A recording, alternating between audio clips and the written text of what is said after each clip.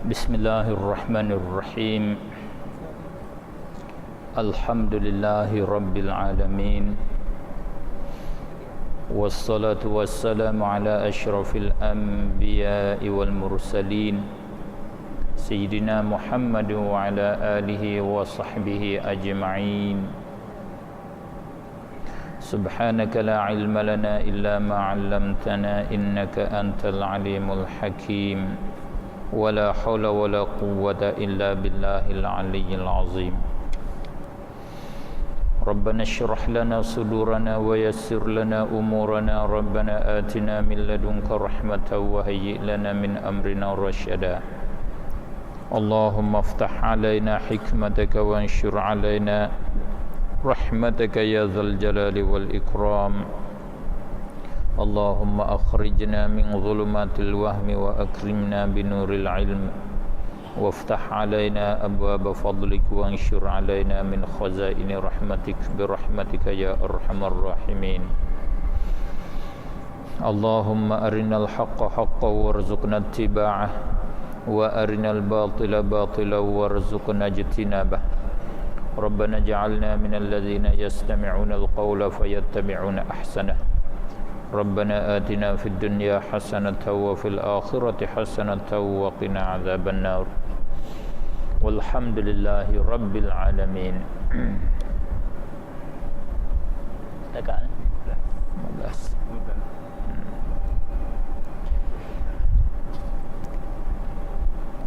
Alhamdulillah, syukur kita kepada Allah Subhanahu wa taala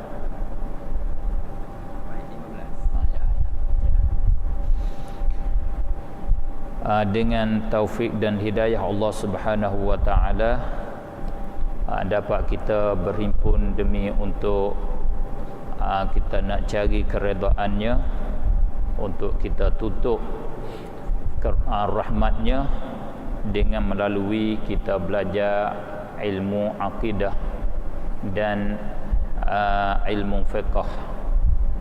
Kedua-dua adalah salah satu daripada perkara yang kita mukallaf, kita orang yang beriman tak boleh asing daripadanya. Mari kita sambung di bait yang ke-15. Kita semua ada 40 bait lebih.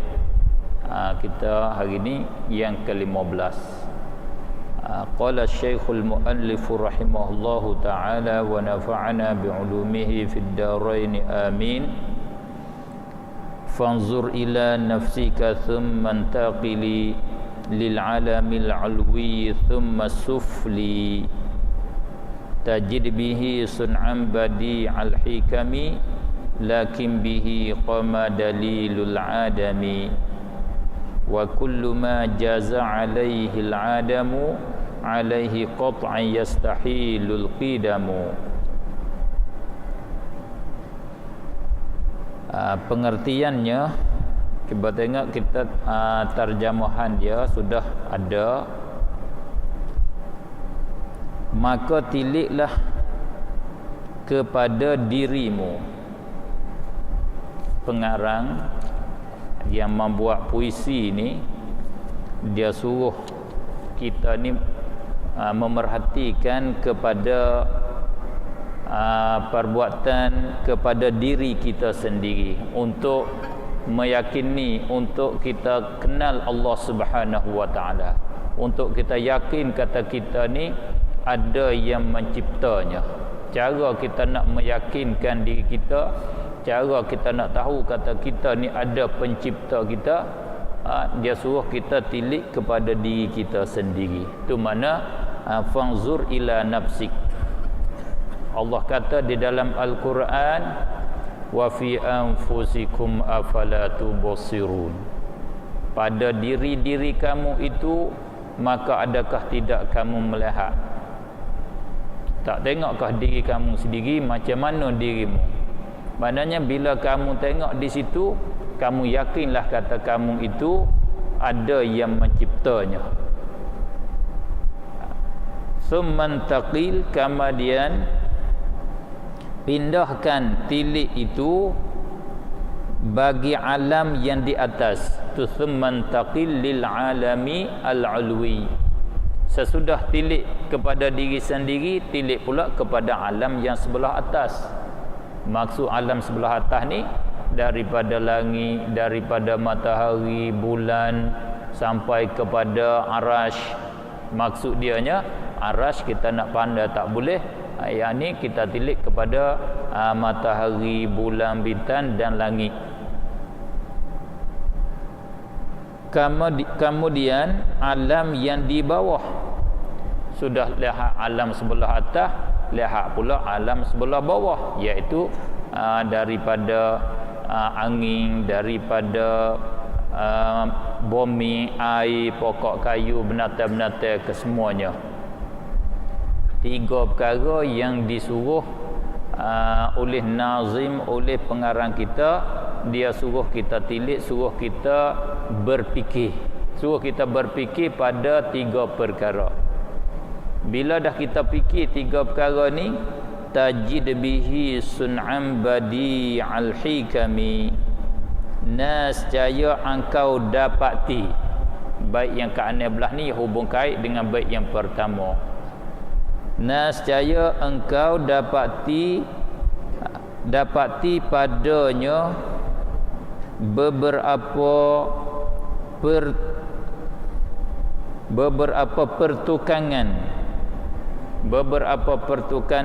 pertukangan, yakni perbuatan yang endah-endah, perbuatan yang halus. Kalau kita tengok diri kita, kalau kita perhati, kita dapat bukan perbuatan biasa, perbuatan halus sangat-sangat. Cuba kita tengok saluran darah kita macam mana kejadiannya, disusung orak darah tu macam mana. Dia ada spring ke, dia hidup. Bila darah lalu dia terbuka, dia boleh kembal, boleh buka, boleh sepik, boleh luahkan jalan tu. Mata kita berapa susunan dia, berapa susun, berapa lapis, susun halus. Itu mana pertukangan perbuatan yang endah-endah. Kalau tilik kepada langit,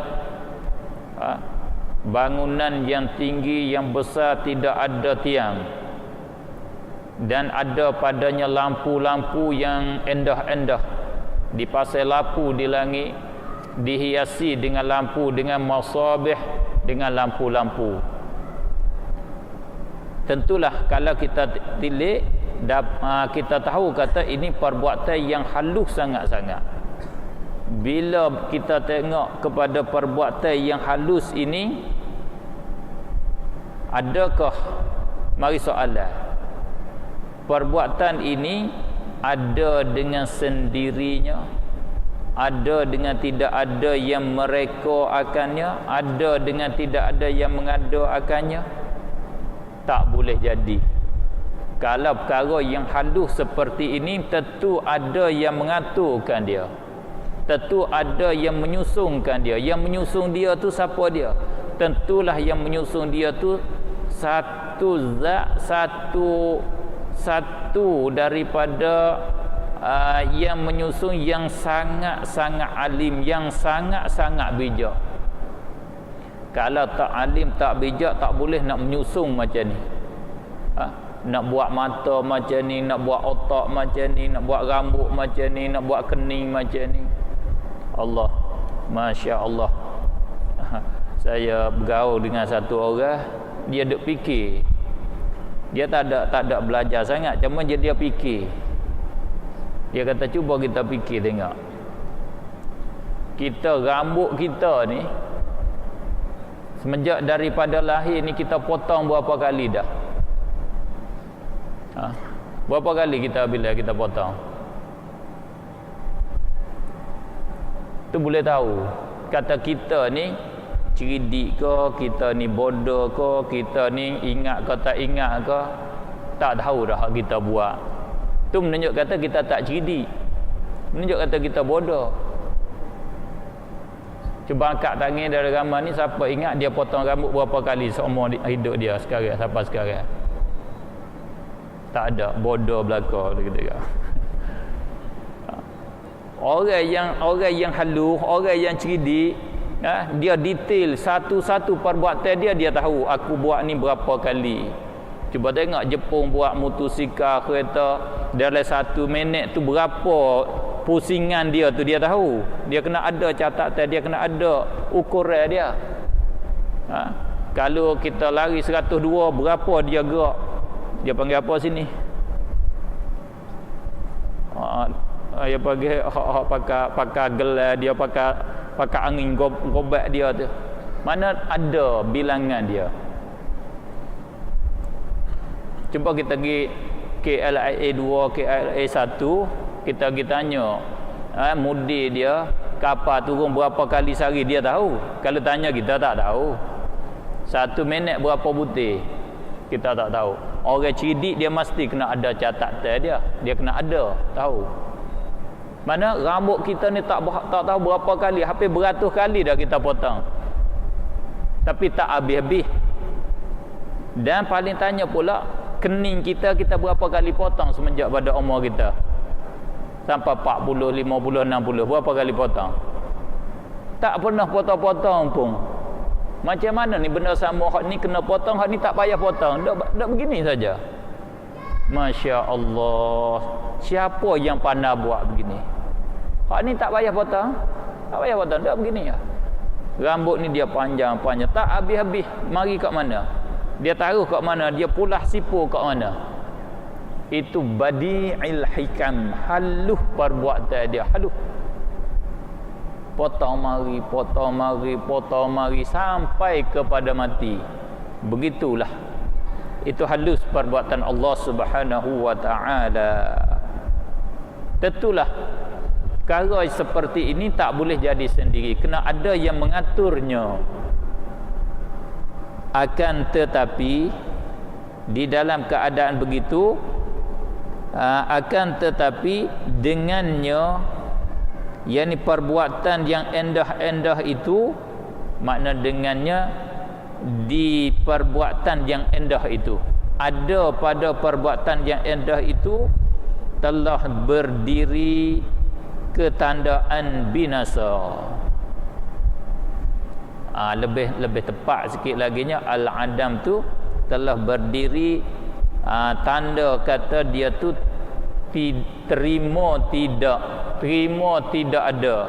Mana ada dalil yang menunjuk kata dia ni berasal daripada tidak ada, dan dia terima pula hilang pada masa lagi akan datang. Dalilul adam, dalilu qabulil adam. Dari bila kita perhatikan langit dan bumi dan diri kita sendiri, kita nampak di situ ada dalil di situ kata berasal daripada tak ada, dan dia terima tak ada.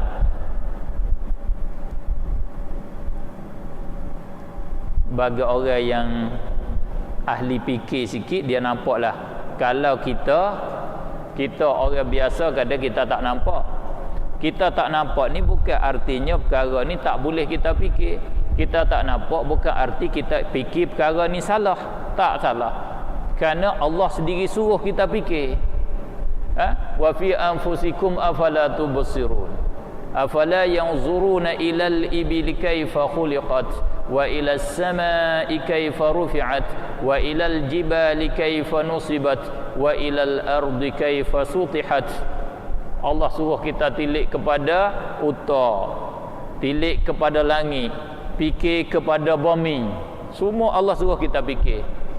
Kita nak fikir macam mana? Allah buka luas untuk kita fikir. Fikirnya supaya menuju supaya sampai kita kepada yakin ketuhanan Allah Subhanahu wa taala. Yakin kata Allah Subhanahu wa taala sahajalah yang membuatnya, Allah sajalah yang mengaturkannya. Kerana tidak ada orang yang kuasa nak buat. Tidak ada seorang pun yang boleh nak mengadakan unta seperti unta yang dibuat oleh Allah Subhanahu wa taala. Tidak ada seorang pun yang boleh nak buat langit seperti Allah buat. Tidak ada seorang pun yang boleh buat bumi seperti bumi yang dibuat oleh Allah Subhanahu wa taala. Ada. Kalau ada, Singapura tak kena beli tanah kat Indonesia, tak kena payah. Dia buat bukit kat negara dia selalu dah. Buka negara dia tu sepit ke? Tak boleh. Kena ambil bumi Allah juga. Kena pergi tompak, pergi tambung, pergi kamuh laut, kena ambil bumi Allah. Tak ada siapa pun boleh nak buat bumi seperti bumi Allah. Tak ada siapa pun nak boleh buat uta seperti uta Allah Subhanahu wa taala buat. Tak boleh. Sebab halus perbuatan ni. Ini menunjuk kata Allah Subhanahu wa taala itulah dialah yang mengadakannya. Dalil kat mana kata ada yang mengada, Allah mengada? Kerana kita ini terima Adam. Kita ini benar terima ada dan terima tiada. Sebelum daripada ada kita tak ada. Di masa kita tak ada tu, kita terima ada. Boleh ada. Dengan dalil macam sekarang, cuba kita lihat sekarang, kita sudah ada. Ini mana kita terima ada.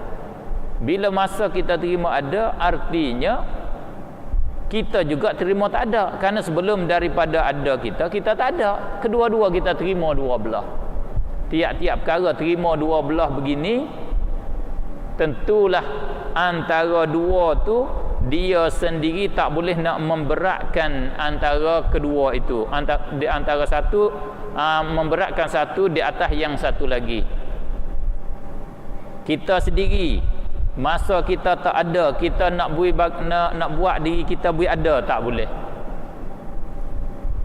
Kerana namanya kita buat diri sendiri.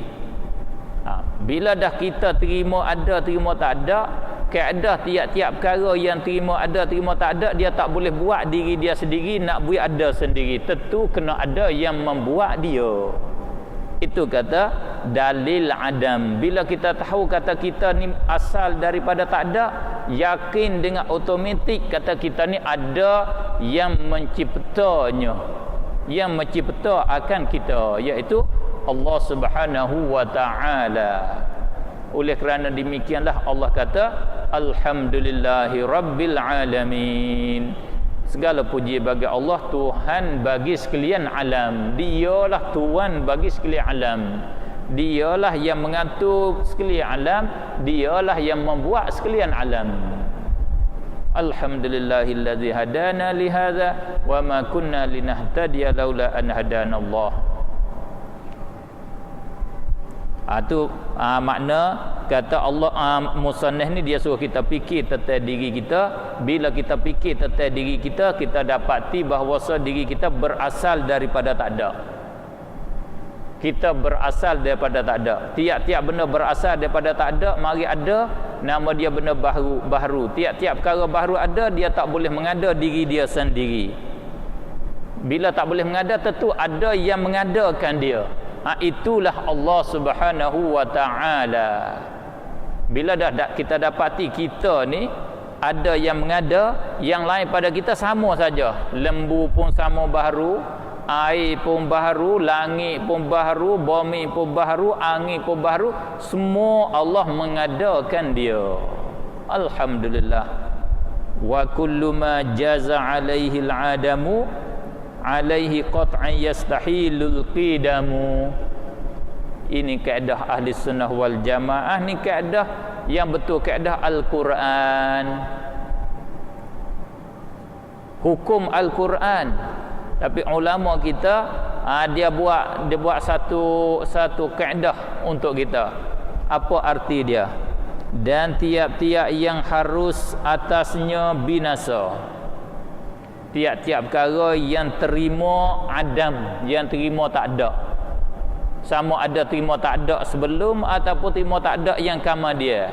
Kalau binasa ni dia tak ada selepas daripada ada kan. Bahasa kita kalau binasa, benda ada dia hilang, tu dia panggil binasa.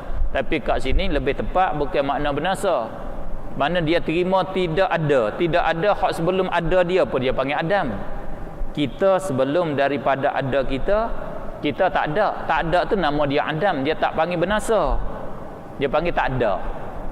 Selepas pada kita ada, kita hilang, nama kita tak ada, itu dia panggil binasa bahasa Melayu. Tapi maksud ulama kita sini bukan makna Adam tu makna binasa dah. Tiap-tiap perkara, tiap-tiap sesuatu yang harus, yang terima, yang boleh jadi ke atas dia, itu Adam tak ada. Maksudnya benda yang terima dua belah, terima ada dan terima tak ada. Benda yang boleh jadi dua belah, seperti kita, langit, bumi, air, kayu, batu ke semua ni dia panggil benda terima kedua belah. Tiap-tiap benda terima dua belah, nama dia pada istilah dia panggil jaiz. Bahasa Melayu panggil yang harus. Perkara yang harus, perkara yang kena. Ini hubung kait dengan hak dulu. Kita di dalam kita nak reti perkara ni, hakikat perkara sungguh dia ada tiga je. Perkara semua ada tiga. Kita kena faham kat sini. Di dalam akidah, satu perkara yang terima ada, tak terima tak ada sama sekali. Ya terima sebelah ada je, terik sebelah ada. Kalau cerita, kalau kata sebelah tak ada, dia tak terima. Itu nama dia wajib. Pada istilah ialah kena kepada Allah Subhanahu wa taala dan sifat-sifat bangsa ada bagi Allah Subhanahu wa taala, sifat ma'ani bagi Allah. Kalau kata pendek, Allah Subhanahu wa taala, Allah dia ada, tak terima tak ada. Sebelum daripada ada dia tak ada ke tak? Tak ada.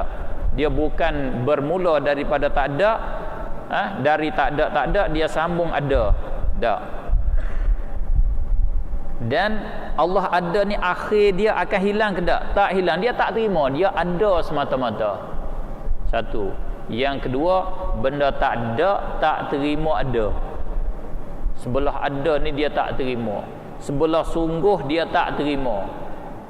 Iaitu tiap-tiap perkara yang mustahil, yang diantaranya Tuhan yang lain daripada Allah, lemah Allah, buta Allah dan umpamanya. Ini perkara tak ada, tak terima ada dan tak terima sungguh. Tak boleh jadi. Dia sebelah je, dia terima sebelah. Kalau istilah lebih tinggi, dia panggil perkara tu perkara mungkin imkanul am, nama dia. Perkara mungkin imkanul khas. Dia terima sebagai, dia terima hak khas, terima sebelah balik tidak, sebelah balik sungguh dia tak terima. Hak sebelah wajib dia terima, sebelah balik sungguh, sebelah balik ada, sebelah balik tidak dia tak terima. Satu lagi, perkara terima kedua belah, ada dan tiada, sungguh dan tidak. Lain daripada Allah, lain daripada benda mustahil. Semua ni makhluk Allah, alam Allah, nama dia benda mungkin, benda terima kedua belah. Itu perkara. Oleh itu tiap-tiap perkara yang terima Adam, tiap-tiap perkara yang terima binasa, terima hilang, mustahillah atasnya bersifat qidam sekali-kali. Putus dia tidak bersifat dengan qidam. Wajib kita i'tikad begitu. Wajib kita kenal perkara ni. Tiap-tiap perkara yang terima ada, terima tiada, perkara ni tak boleh bersifat dengan qidam. Bila tak boleh sifat dengan qidam, yakni mesti dia tu baru. Semua perkara hak terima ada, terima tak ada, bila ada dia tentulah baru. Tiap-tiap perkara ada, tapi dia ni terima ada dan terima tak ada. Dulu dia tak ada, sekarang dia ada. Itu nama dia benda baru, nama dia. Tak boleh kata sedia kala, tak boleh perkara ni.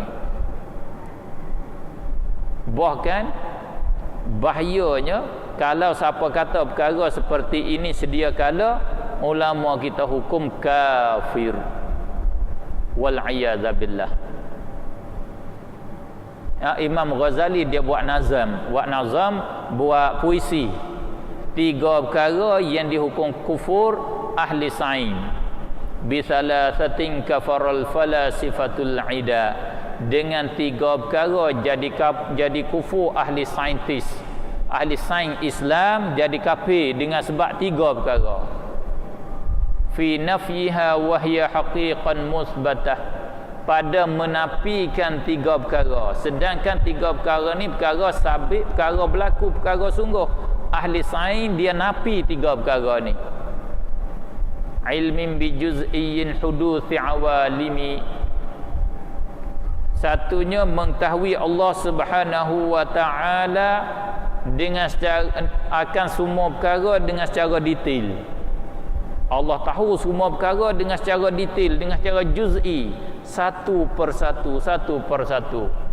Daun kayu ni ada bilangan dia berapa, air ni ada berapa mililiter, dia ada berapa, bukit ni berat dia ni ada berapa tan, berapa gram, dia tahu.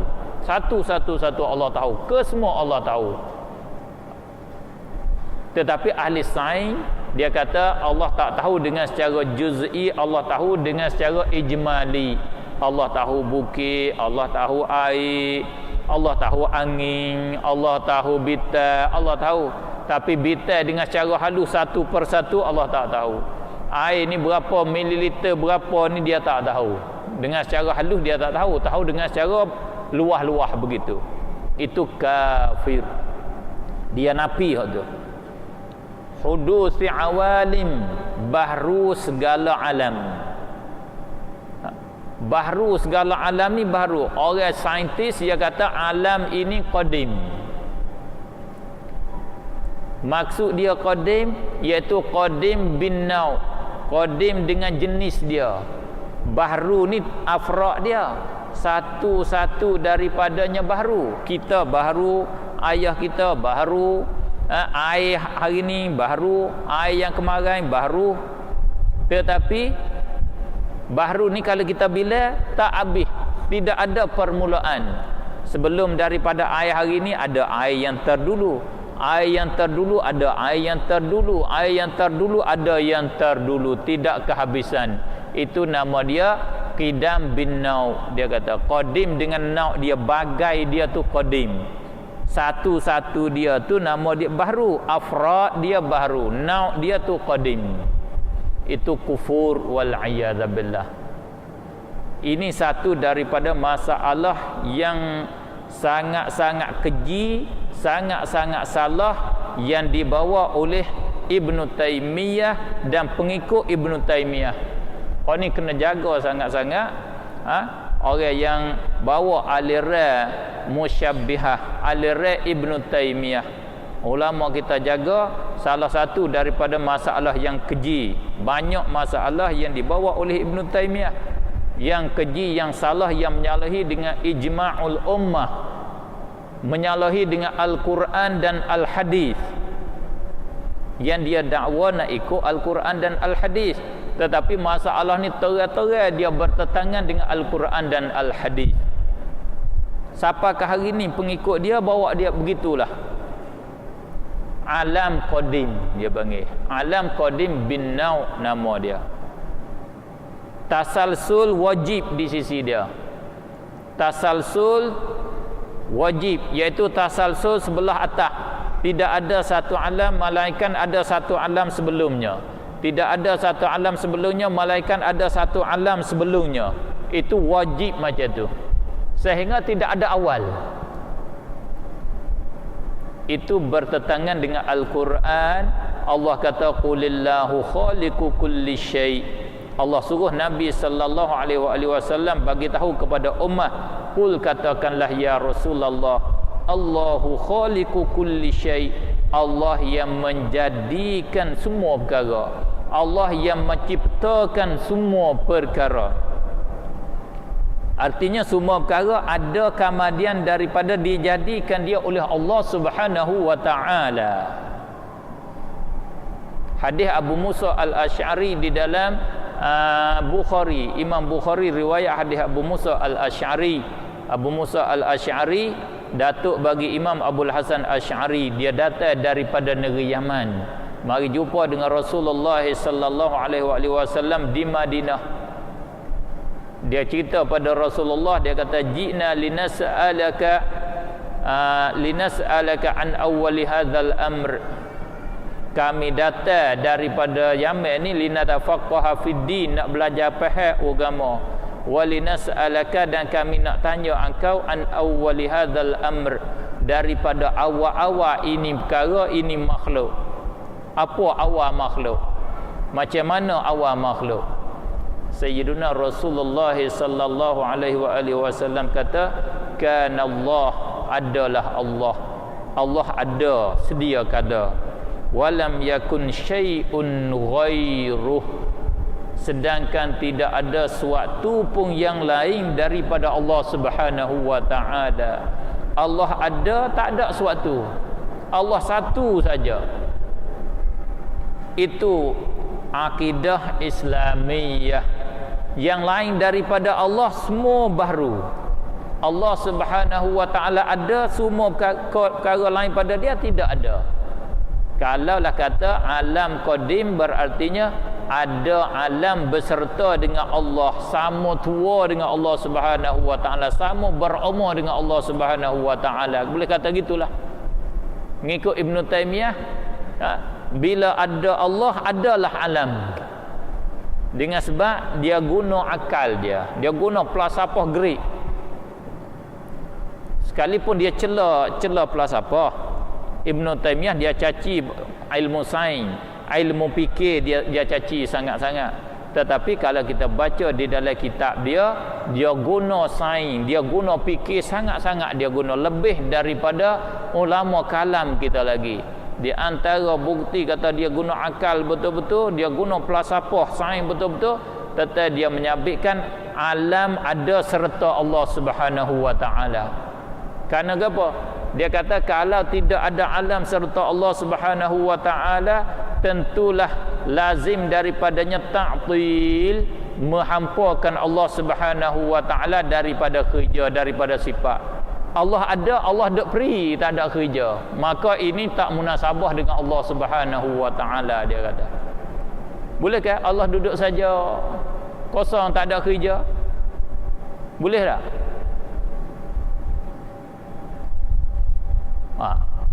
Kalau kita, orang kira akal, tak boleh. Tapi kita tak boleh pakai akal sini. Kita fikir macam mana Allah tak kerja, Allah buat hal ni, kita tak ada masalah, tak tahu. Kena serah kita. Bila Rasulullah katakan Allah wa lam yakun syai'un ghairuh, kita kena terima.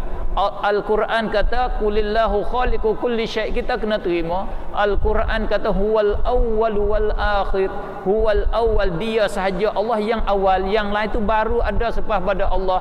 Mesti kita terima hak tu. Akal kita nampak tak boleh dah. Mesti kena terima hak tu. Itu kata tiap-tiap perkara yang terima Adam, mustahil di atasnya qidam. Dengan cara kesimpulannya, wajib kita i'tikad semua alam ini baru kesemuanya. Tidak ada satu pun yang qadim. Sama ada qadim bil afrad atau qadim bil jinsi. Qadim dengan mana satu dia pun tidak. Qadim dengan mana nau' dia, jenis dia, sebelum daripada hak baru ni ada yang dulu, tidak semua. Semua yang dulu tu baru ke semua. Kalau kita bilang bertemulah makhluk yang pertama. Apa makhluk yang pertama? Jumpalah makhluk yang pertama. Apa dia? Wa kana 'arsyuhu 'alal ma'. Kemudian Allah menjadikan arasnya di atas air. Allah menjadikan air, kemudian dia menjadikan aras di atas air. Awal-awal makhluk yang Allah menjadi ialah air. Sebagaimana sabit di dalam hadis Al-Bukhari, dan juga hadis ini bersamaan maknanya dengan isi Al-Quran. Di dalam Al-Quran Allah menyabit juga kata wa kana 'arsyuhu 'alal ma'. Itu pendapat Imam Al-Bukhari, dan juga bagaimana yang dipahami oleh Al-Hafiz Ibn Hajar Al-Asqalani di dalam Fathul Bari. Maknanya kita wajib di atas kita beriman dengan apa yang disebut oleh Allah Subhanahu wa taala di dalam Al-Quran dan apa yang sabit daripada Rasulullah sallallahu alaihi wasallam.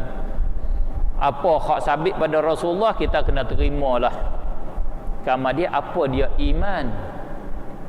Iman tu apa dia?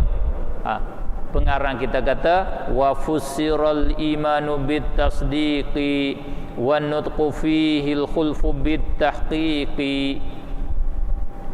Artinya maknanya dan telah diertikan iman itu dengan membenarkan, yakni membenarkan dengan hati. Ditafsirkan iman dengan secara ringkas. Tak boleh kita nak panjang, tak boleh kita nak mendetailkan, nak mahduhkan, kerana masa kita ni terhad sangat, sempit sangat masa kita. Kita ambil dengan secara sepitah lalu dulu. Mana iman ni apa dia? Kata Syekh Ibrahim Al-Laqani rahimahullahu taala, ditafsirkan, dibuat definisikan iman dengan tasdik. Iman ialah at-tasdik. Tasdik ialah membenarkan. Maksud membenar sini iaitu terima hati, penerimaan hati kita. Hak sebenarnya hati-hati itu apa dia? Hati-hati itu apa dia? Kadang kita tak fikir sangat dah. Tapi ulama kita dia halus lagi. Ulama kita seperti di dalam Hasyiah Al-Amir, dia halus sangat lagi. Hati ni bukan makna satu daging yang ada di dalam dada kita. Daging yang ada dalam kita yang duk buat pam darah tu, sembur darah tu, dia panggil juga, dia panggil jantung. Kadang kita panggil hati. Dan satu lagi tu darah jadi sepengan daging tu, satu tokoh darah dia panggil hati juga. Hak tu kita bahasa Melayu. Kalau orang bertani dia panggil hati juga. Hak ni hak jatung tu pun ada dia panggil hati, jatung tu.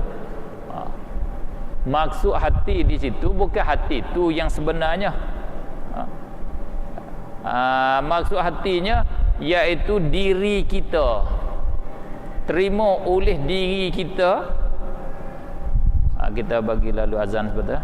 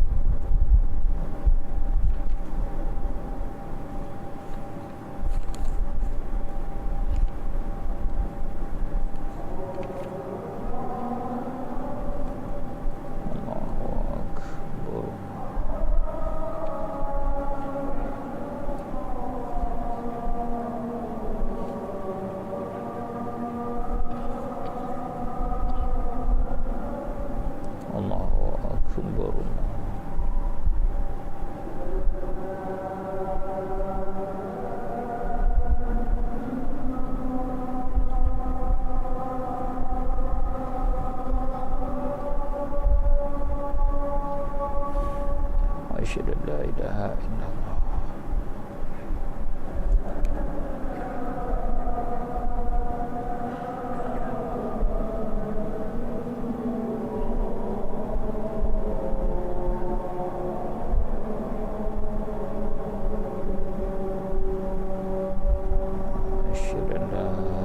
Asyhadu an la ilaha illallah.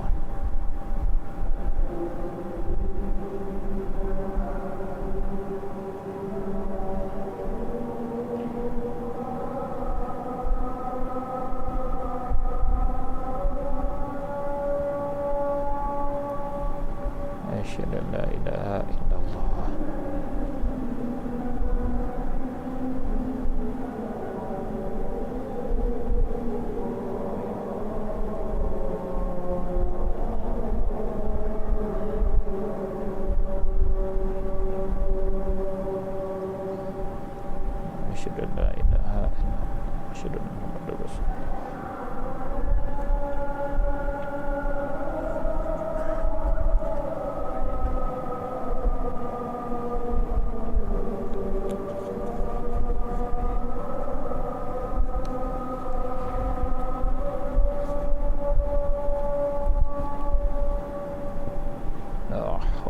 quwwata illa billah.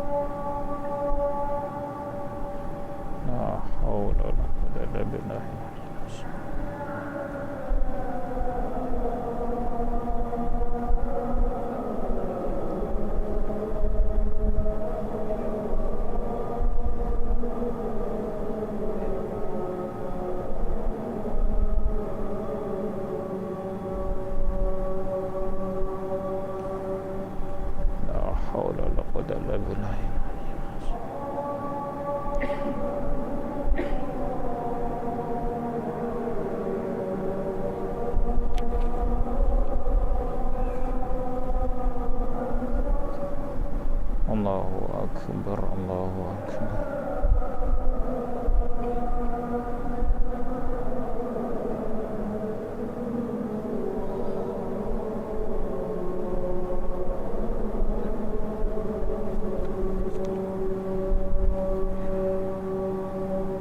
La ilaha illallah Muhammadur Rasulullah. Allahumma rabbana zidna wa tatamma. Hadi sayyidina Muhammad wa sallallahu wa syarab wa darajat wa ba'athu maqama mahmudan ya ar-rahman ar-rahim.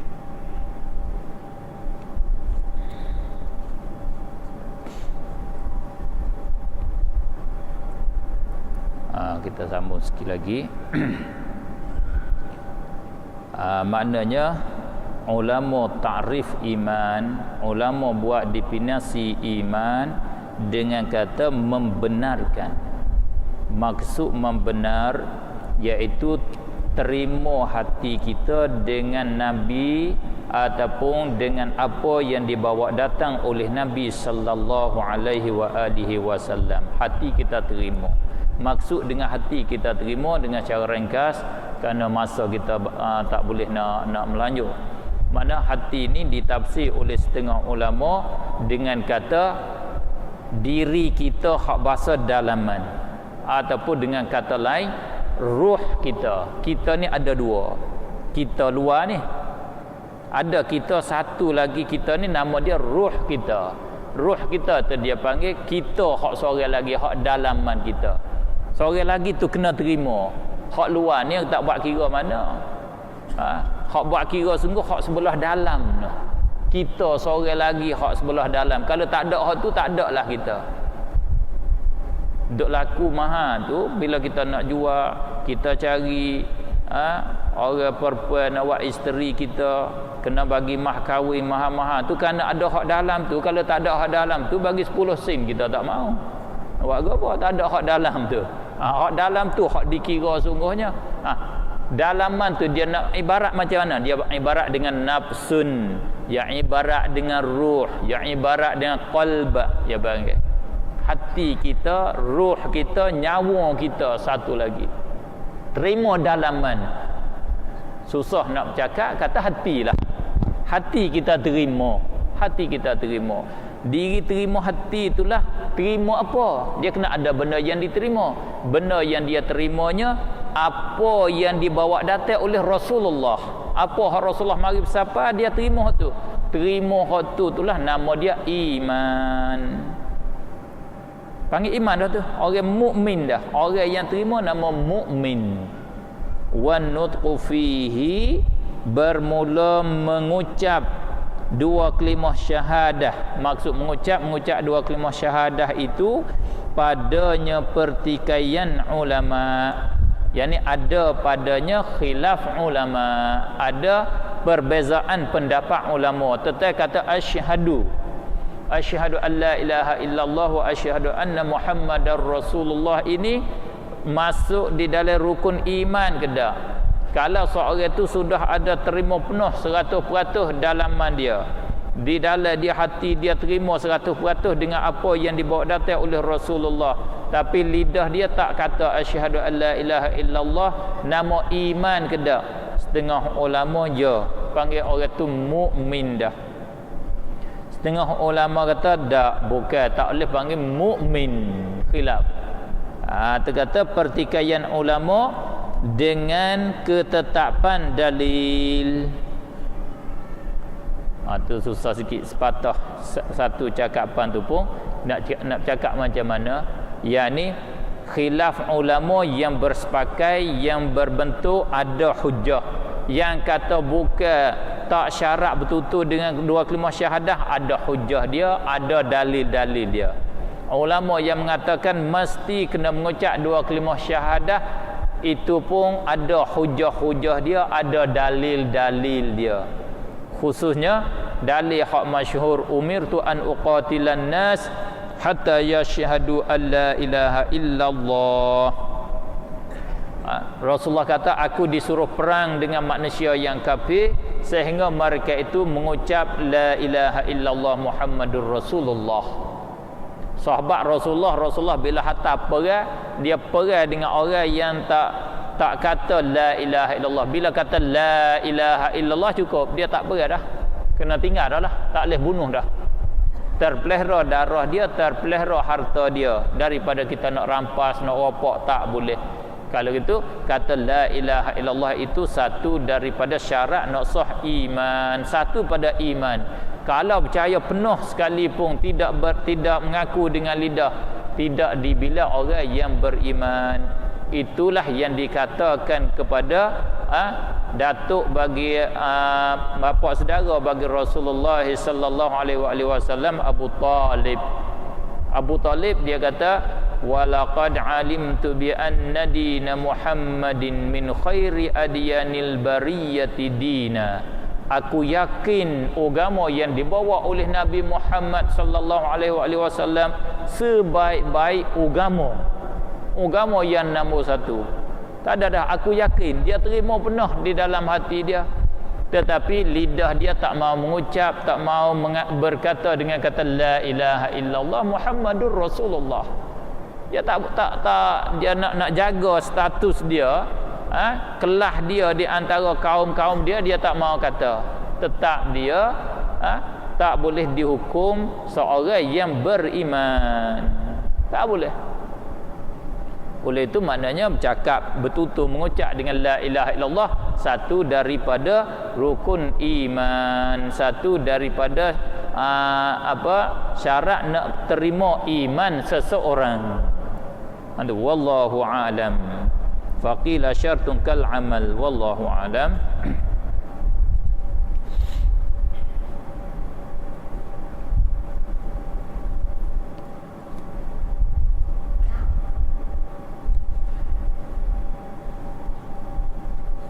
Kita mari pada kitab yang kedua, boleh 10 minit. Lepas tu kita ada soalan boleh 5 minit. Kalau ada, kalau tak ada kita baca cukup jam 9.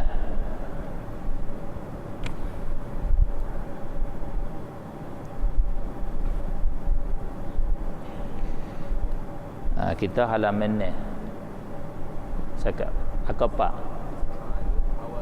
isti'malul awani, halaman surat ni, muka surat ni. Ni takut orang baru. Muka surat ni hak arak tu baris yang kedua kalau bilik arak saja. Kalau bila sekali dengan rumi tu yang keempat. Kalau bila hak atas ratik tu yang ketujuh. Di awal atas lalu. Bahasa Arab kata isti'malul awani faslun wa la yajuzu isti'malu awani adh-dhahabi wal fiddah wa yajuzu isti'malu ghairihima minal awani. Maknanya menggunakan bijana. Bijana ni bekas. Bekas seperti ni, cawan gelas ni, kalau bahasa petani ya panggil gelas bahasa Inggeris dia guna. Melayu panggil cawan ke. Sudu, mangkuk, pinggang, peruyuk, semua tu dia panggil awani, bekas-bekas. Itu tajuk. Fasal ini satu tajuk. Fasal tu bahasa Melayu kita panggil tajuk. Tajuk kecil. Kalau tajuk besar dia panggil kitab. Tajuk halus sikit pada kitab, kecil sikit dia panggil bab. Halus di bawah bab tu dia panggil fasal. Fasal ni tajuk ni dia duk masuk di bawah tajuk besar dia ke apa? Kitabut Taharah. Kitabut Taharah tu tajuk besar, tajuk bersuci. Di bawah tajuk ni ada pasalnya, tajuk kecilnya guna bejana, cara nak guna bejana. Masya Allah, agama. Saya mendengung bila siapa sini. Agama, Masya Allah. Hak sebenarnya tak payah kita nak bercara bejana, pakar nak untuk kita nak guna kan. Nak guna plastik ke, nak guna kaca ke, nak guna kayu, tak ada masalah. Tapi agama daripada Allah, dia atur, kita kena terima. Ada cara pula kita orang beragama nak pakai bejana, ada cara. Alhamdulillah. Memang ada kebaikan. Kalau kita serah pada kita guna, akan bahaya ke atas diri kita. Di dalam agama dia atur ni pun bahaya lagi kita. Sebab kita tak ikut agama. Kalau kita ikut agama, Masya Allah, Alhamdulillah, selamat, sihat insya-Allah ta'ala. Cuba kita tegas nak turut agama dia. Saya tengok tajuk puasa ni tajuk puasa, tengok kepada penyakit-penyakit, tengok kaji Masya Allah. Allah kata pendek tak padat sikit, Allah kata. Lepas tu kita tilik pada hadis Rasulullah sallallahu alaihi wasallam. Allah kata kulu washrabu wala tusrifu. Makanlah kamu, minumlah kamu, jangan kamu melampau batas pada makan minum. Allah tidak kasih, innallaha la yuhibbul musrifin. Allah tak kasih orang melampau. Dia suruh makan dengan minum ni seimbang. Cara seimbang macam mana? Rasulullah kata hendaklah rongga perut kamu itu satu bahagiannya makanan, satu bahagiannya minuman air, satu bahagiannya angin. Dia suruh bagi 3 bahagian, beri seimbang begitu. Bila seimbang ini kita nak makanlah, makan macam mana pun, ada toksin ke, ada kolesterol ke, makanlah tak apa. Bila seimbang, dia pusing jadi seimbang habis. Hak kolesterol pun hancur, tak jadi kolesterol. Ada toksin ke apa, racun ke apa pun dia buang habis. Kalau kita makan lebih, hak ada toksin ke, ada kolesterol, dia pusing, air tak cukup, air tak cukup, banyak makanan, angin tak ada, pusingnya tu hak tu dak jadi penyakit darah tinggi, penyakit kecil manis, macam-macam. Siapa nak berubat penyakit ni, jangan kita makan banyak, makan berseimbang. Qadar mana seimbang? Qadar 1/10 sebahagian daripada 3 bahagian. Kita nak cam ke mana? Cam cuba kita jangan makan jak dah pagi, nanti tengok bulan puasa ni. Semenjak pada subuh sampai kepada petang kita tak makan, kita berasa macam mana? Kita nak duduk macam mana? Boleh tak kita duduk betul? Tak boleh. Kena duduk belak belakang. Kena bokak gitu. Sebab tak gerak dah, habis dah. Dia kosong. Lepas tu bila masuk sebahagian daripada 3, dia betul tulang belakang. Itu cukup dah tu. Kalau tambah lagi, dia balik kotor dah. Dia bila jadi gitu, itu bahaya. Bahaya nak kecing manis, nak darah tinggi. Dia akan ada dah. Qadarnya, qadar membetul tulang belakang. Cukup dah. Bila kita duduk itu, masuk, dia tambah kan. Macam masuk. Cukup dah tu, betul dah. Cukup. Break kat situ. Kita dah betul sampai ke belak gitu pula. Itu salah kita di dalam bab makan, nama dia. Itu nama melampau, nama dia. Insya-Allah kalau kita buat seimbang gini, kita sihat, selamat. Kalau ada penyakit, kita pergilah kepada klinik semaya tahajud qiyamul lail. Qiyamul lail ni sangat klinik yang mujarab, klinik yang nombor 1. Penyakit kecil manis pun baik, darah tinggi pun baik. Siapa qiyamul lail, banyak qiyamul lail, orang ni akan sembuh segala penyakit dia. Itu ubat yang nombor satu. Sabit di dalam hadis yang sahih. Untuk memperubati segala penyakit. Sebab dia proses balik semula. Kita ini agama nak raya kata yang saya nak cerita kata agama dia mari atur memberi faedah manfaat kepada kita dunia kita dan akhirat kita. Oleh itu bejana kalau dia tak atur kita guna kita akan bahaya. Kita guna segala bejana tak boleh. Cuba tengok bagaimana agama kita atur kita tajuk bejana. Dan tidak diperbolehkan yakni haram. La yajuz tidak harus, tidak diperbolehkan. Kalau bahasa saya bertani tidak harus, tidak boleh ya, tidak diperboleh tak ada dah. Waktu rugi dakwah panjang banyak. Kita potong tidak boleh. Potong sikit pendek ya. Tidak boleh menggunakan pendek. Tidak boleh menggunakan bijana-bijana yang terbuat bijana yang dibuat dari emas, bijana yang terbuat ataupun bijana yang dibuat daripada emas dan perak. Tak boleh. Kita nak guna sudu, nak guna cawan, nak guna pinggang, nak gunanya gelas, nak gunanya periuk, dapur, semua nak guna bejana ni, alat buat daripada emas dan perak haram. Sama ada lelaki dan perempuan. Yang kata perempuan boleh guna emas itu nisbah dengan pakaian. Ada pun guna buat alat guna ni tak boleh. Buat bijana, buat alat guna tak boleh. Walau perempuan pun. Perak pun tak boleh. Ni dunia Allah buka dunia di masa belakang ni, Masya Allah. Ada ramai dah orang pakai sudu mah, sudu perak, pinggan mah, pinggan perak. Serahlah. Bagi kita orang bawa agama, kita mesti tegas. Kita nak berdakwah, saya nak ajak siapa-siapa orang yang jadi korporat, orang harta banyak sekalipun, janganlah kita guna bejana emas dan perak. Jangan sama sekali. Haram. Rugi kita Allah bagi dah nikmat di atas dunia. Dengan nikmat yang Allah bagi kita guna dia untuk buat jembatan bagi kita kepada neraka Allah Subhanahu wa taala. Takkan rugi. Allah bagi duit pitih pada kita, kita ambil duit pitih buat jembatan untuk kita ke neraka Allah. Cuba fikir sikit kat situ. Rugi besarlah. Allah bagi duit pitih kepada kita, bagi harta banyak pada kita, kita buatlah jembatan untuk ke syurga Allah Subhanahu wa taala, untuk memudahkan kita ke syurga Allah. Kita buatlah benteng dengan harta kita tu, benteng neraka, buat kubu daripada neraka Allah Subhanahu wa taala. Allah suruh, Rasulullah kata ittaqun nar walau bisyiqqi tamrah. Mu boleh jaga neraka, jagalah kamu neraka walau dengan sebelah buah tamat. Kita ambil buah tamat tu boleh buat benteng neraka Allah Subhanahu wa taala. Jangan kita ambil rezeki yang Allah bagi pada kita buat jalan ke nerakanya, wal a'yadzabillah.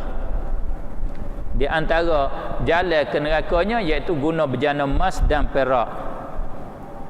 Dan diperbolehkan mempergunakan selain keduanya dari bejana hak lain pada kedua boleh, dengan permata ke, dengan batu marmer ke, dengan batu harga mahal boleh.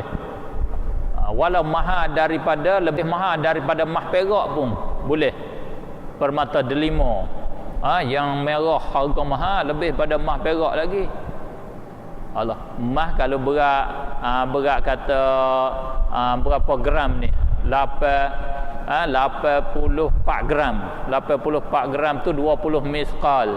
Lebih kurang RM15,000 Malaysia. Adapun kalau permata delima besar ni saja, berapa gram saja? Ada 30,000, ada 50,000, ada 100,000 Malaysia. Mata delima, permata intan. Tapi kalau lah buat berjana dengan permata yang harga mahal ni, haram ke tak haram di dalam agama. Yang tak boleh berjana emas dan perak. Itu maksudnya. Wallahu alam. Nampak stesen dia kat situ as-siwak. Ada 4 minit kalau ada soalan. Kalau tak ada kita pergi pada as-siwak, boleh soal lagi. Boleh soal lagi. Kita terus soal lagi. Ada ke? As-siwak faslun was-siwak mustahabun fi kulli hal illa ba'da az-zawali lis-sha'im wa huwa fi 3 mawadi' ashaddu istihbaba 'inda taghayyuril fami min azmin wa ghairihi wa 'inda al-qiyam minan nawm wa 'inda al-qiyam ila as-salah. Tajuk yang kelimanya bersiwak, iaitu menggosok gigi, berus gigi. Kita berus gigi, gosok gigi. Agama kita ajar juga kita suruh berus gigi. Faslun, pasal, siwak disunatkan pada setiap keadaan. Berus gigi, guna kayu buat gosok gigi ni setiap keadaan disuruh kita bersugi, kecuali setelah tergelincir matahari, tergelincirnya matahari bagi yang sedang berpuasa. Bagi seorang yang berpuasa, siapa-siapa yang berpuasa, makruh bagi dia bersugi selepas daripada zuhur, setelah masuk waktu zuhur. Bila masuk waktu zuhur, tidak ditutup di atas dia berus gigi. Yang lain semua setiap keadaan disuruh kita bersugi. Itu makna alhamdulillah, kita umat Islam, kita orang Islam sepatutnya beginilah, bersih, bau sedap, tidak kotor. Kita orang Islam hak sepatutnya. Tetapi kita tak praktik mengikut apa yang diatur oleh agama. Kita turut tak habis. Kadang-kadang kita malah berus gigi, kita bercakap dengan orang, bau mulut kita, bau busuk. Malaikat Allah Subhanahu Wa Taala dia busuk juga, dia lari daripada apa yang dilari oleh manusia anak Adam. Kita kena jagalah. Saya dengan secara umum, dengan cara ramai-ramai ini boleh sebut, dengan cara peribadi seorang-seorang tu tak boleh sebut. Kata mung Abdullah, mung Solah, mulut mung tak berus ni, bau busuk, tak boleh nak cerita lagu tu. Badan mung ni tak pakai apa, bau bawah-bawah tiak mung, tak boleh nak cerita dah seorang-seorang. Kalau dengan ramai-ramai ni bolehlah. Semua pak kita minta jaga. Saya nak minta semua kita jaga diri kita masing-masing daripada bau yang keji, daripada bau mulut dan bau badan. Kalau boleh kita pesan kepada kawan yang hampir-hampir dengan kita. Misalnya kawan kita hampir nama Muhammad Mak. Mung kada tengok aku bau tak sedap kat mana, royak aku, kadang-kadang aku tak bau diri aku sendiri. Kita suruh dia jaga kita. Kerana kalau kita tak ada orang jaga, kadang kita tak sedar juga. Kita kalau ketuk kita sendiri, kita boleh bau kan? Kalau ketuk orang lain tak boleh berketuk. Faham berketuk? Keluar angin kot dubur tu. Kalau hak kita boleh. Biasa tadi hak kita. Kalau hak orang apa busuk, begitu. Begitu juga bau badan kita. Hak kita sendiri kita tak sedar. Orang masuk dekat kita tu dia tak boleh nak bau kita. Sebab tu minta orang yang dekat-dekat kita tu berjaga kepada kita. Khususnya orang rumah kita, kalau nisbah dengan kita suami. Kalau isteri kita lah berjaga kepada dia. Kerana perkara ni aib sangat kita. Orang-orang kafir bila jumpa, kalau kami sana ke, jumpa dengan tok pakir, jumpa dengan tok guru, dengan dia bila aib. Kerana kita ni tak jaga bau badan. Jumpa dengan dia nak tak boleh. Ni lebih masalah dia jaga sangat tubuh dia. Bila dia nak keluar gapo dia cuci, dia pakai bau gapo. Tak sepuan kita, bila bagi kita orang-orang sebagai orang pendakwah ni tak jaga tubuh sangat, dia apa zahid habis, dunia pun dia tak mau, mandi pun dia tak mau habis. Siapa tubuh dia tu bau busuk. Tak betul dengan agama, tak boleh. Nabi SAW makan bawal, dia tak bagi pergi, dia tak izin pergi kepada masjid dah. Tak izin dah, sebab dia kata bawal ni bau busuk, bila bau keji, bila pergi ke masjid malaikat lari daripada dia, malaikat busuk daripada dia. Nabi tak bagi bau bawal. Maka kalau kira bau bawal besar ni, bawal merah tu, dengan bau tubuh kita mana lebih hina, mana lebih keji. Memanglah tak payah nak banding. Oleh itu kita masing-masing jagalah. Nak mari tempat beri pun sunat kita mandi. Sunat mandi. Tak kira hari Jumaat tak hari Jumaat, bila nak mari majlis seperti ini kita kena mandi dulu. Kena buang bau-bau yang keji tu. Tu kata bersugi siwak ni sunat di dalam tiap-tiap keadaan, melainkan ketika gelincir bagi seorang yang berpuasa. Bersiwak pada 3 tempat sangatlah ditekankan sunatnya. 3 tempat ni sangat-sangat ditutup. Satunya ketika telah berubahnya bau mulut dari lama diam. Kita bila tak bercakap lama, dia busuk mulut kita. Dia waliknya, kalau kajian yang baru ni dia panggil bau-bau keji tu ialah hasil daripada kuman. Kuman dia panggil. Kuman ni bila dia mati dia bau busuk. Bila kita duk bercakap, lidah kita duk berjalan, dia kuman tak mati, dia hidup. Oksigen dia ada, dia panggil. Dia ada hidup, dia tak bau busuk. Kalau kita diam gitu, dia bila lama dia bau busuk. Sebab tu ulama kita dia kata sebersih-bersih air liur ni, sebersih-bersih air liur, sebersih-bersih lidah ialah lidah anjing. Air liur anjing. Sebab dia selalu duk keluar lidah sama. Dia berjalan sama, dia tak ada break. Tetapi di dalam sebersih-bersih dia itu jadi najis mughallazah lagi. Dia terkena basuh kuat lagi, kena 7 kali basuh lagi.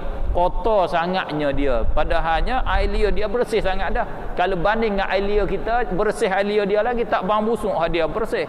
Cuci tak bau. Sebab apa? Dia selalu dia keluar, dia tukar sama. Tukar yang baru. Kalau kita taruh dia basi dia panggil. Sebab tu dia panggil, kalau kat petani panggil air liur basi. Sini panggil apa basi? Basi juga. Macam orang tidur kan? Bila dia sipel lama dia basi, dia keluar. Tu sebab tu busuk dia basi nama dia. Seperti nasi basi dia busuk. Air liur basi dia busuk. Bila kita tak cakap lama dia basi. Kuman berhimpun dia panggil. Kuman bakteria dia. Bakteria dia berhimpun jadi bau busuk. Bila kita beruh gigi ni dia hilang, mati bakteria tu. Ketika berubah bau dengan sebab diam dan yang lainnya, dengan yang lain daripada diam lama. Yang kedua, dan ketika bangun dari tidur, sama dengan doktor. Sebab kita tidur kuman, bakteria tu mari beripung, bila kita bangun kena kita matikan kuman dia. Yang ketiga, dan ketika hendak mendirikan solat. Ketika nak solat ni setiap kali mesti kita kena beruh gigi, ditutup sangat. Rasulullah kata laula an asyqa ala ummati la amartuhum bisiwak 'inda kulli solah. Kalau aku tak takut nak susah di atas umat aku, tentu aku nak mewajibkan beruh gigi setiap kali sembahyang. Rasulullah nak mewajibkan, tetapi Rasulullah kata kalau mewajib jadi menyusah di atas umat aku. Maka kekallah, pilih siapa nak beruh, beruhlah. Beruh itu lebih baik, itu ditutup. Tapi mana kita buat amal? Tak ada kita buat amal. Oleh itu kalau kita nak ambil fadilah, kita usahalah cari beruh gigi. Nak bawa beruh gigi tu dia payah. Beruh hak dibuat, direka oleh manusia ni. Ambil hak yang Rasulullah guna, kayu arak, kayu siwak tu siap dah. Sekarang di Malaysia kita mudah nak cari. We ada setiap di dalam poket kita masing-masing, we ada kayu sugi. Ambil fadilat, kerana sabit di dalam hadis yang sahih, sabit di dalam hadis yang dhaif banyak tentang kelebihan orang semaya dengan bersugi. Satu rakaat orang semaya dengan bersugi lebih afdal daripada orang semaya tidak bersugi 70 rakaat. Labanya tapi kita tak mau sebab takut nak masuk syurga. Kita ada bimbang tu ya kitanya. Jalan-jalan nak pergi ke syurga, kita break. Perkara mudah ya kita nak buat. Tak payah sangat. InsyaAllah ta'ala dengan berkat majlis kita, minta Allah memudahkan jalan kita ke syurga. Siapa keluar untuk menuntut ilmu, Allah memudahkan dia jalan ke syurga. InsyaAllah minta Allah memudahkan kita jalan ke syurga dia. Amin ya rabbal alamin. Alhamdulillahi rabbil alamin. Allahumma salli ala sayyidina Muhammadin nabiyil ummi wa ala alihi wa sahbihi wa barik wa sallim tasliman katsiran bi rahmatika ya arhamar rahimin. Allahumma 'allimna ma jahilna wa dhakkirna ma nusina wa anfa'na bima 'allamtana.